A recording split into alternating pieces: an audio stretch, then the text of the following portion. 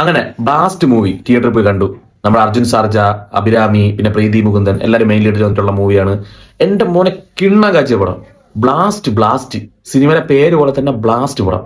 അമ്മാതിരി ഐറ്റമാണ് ചെയ്തു വെച്ചേക്കുന്നത്. കാരണം ആക്ഷൻ കിങ് ഈസ് ബാക്ക്, അങ്ങനെ തന്നെ പറയണം. പക്ഷെ അതിലുപരി ആക്ഷൻ കിങ് നമുക്കറിയാം, അർജുൻ എങ്ങനെയാണെന്ന് നമുക്കറിയാം. അത് നമുക്ക് വലിയൊരു അത്ഭുതം ഉണ്ടാക്കുന്ന സംഭവമല്ല, കാരണം പുള്ളി അങ്ങനെയാണ്, ആക്ഷൻ കിങ് ആണ്. പക്ഷെ അഭിരാമി പ്രീതി മുകുന്ദനും ഞെട്ടിച്ചളഞ്ഞു. എന്ത് കിടിലമായിരുന്നു ആ തുടക്കം തൊട്ടേ അവരുടെ ആ ഒരു ഫൈറ്റും. എന്റെ പൊന്നെ ഒരു രക്ഷയില്ല, അമ്മാതിരി ഐറ്റം ചെയ്തു വെച്ചിരിക്കുന്നത്. മിസ്സാക്കാതെ തിയേറ്ററിൽ പോയിക്കൊണ്ട്, പ്രത്യേകിച്ച് കൂടുതൽ ഒന്നും പറയുന്നില്ല. കഥയൊന്നും വലിയ എല്ലാം ക്ലീശേ കഥയാണ്, നമ്മൾ കണ്ടു മടുത്ത പോലത്തെ കഥയാണ്. പ്രത്യേകിച്ച് അതിൽ എന്താ സർപ്രൈസിങ് ആയിട്ട് പ്രത്യേകിച്ച് അങ്ങനെ ഒന്നുമില്ല, ക്ലീശേ കഥ തന്നെയാണ്. പക്ഷേ സിനിമ പക്ക തിയേറ്റർ എക്സ്പീരിയൻസ് മൂവിയാണ്. എന്തായാലും മിസ്സാക്കാതെ പോയി കണ്ടോ.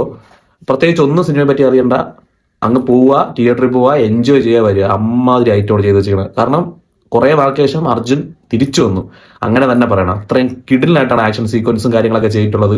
പിന്നെ BGM, അയ്യോ BGM ഒക്കെ പൊളി പൊളി പൊളി പൊളി, ഒരു രക്ഷയില്ല. തിയേറ്ററിൽ പോയി കാണേണ്ട മൂവിയാണ്. ഇനിയിപ്പോൾ OTT വരുമ്പോൾ നിങ്ങൾക്ക് എത്രത്തോളം ആ സിനിമ ഇതാവുമെന്ന് അറിയില്ല. തിയേറ്ററിൽ പോയി കണ്ട് എൻജോയ് ചെയ്യേണ്ട മൂവിയാണ്. കിടിലം പടമാണ്. Okay, by.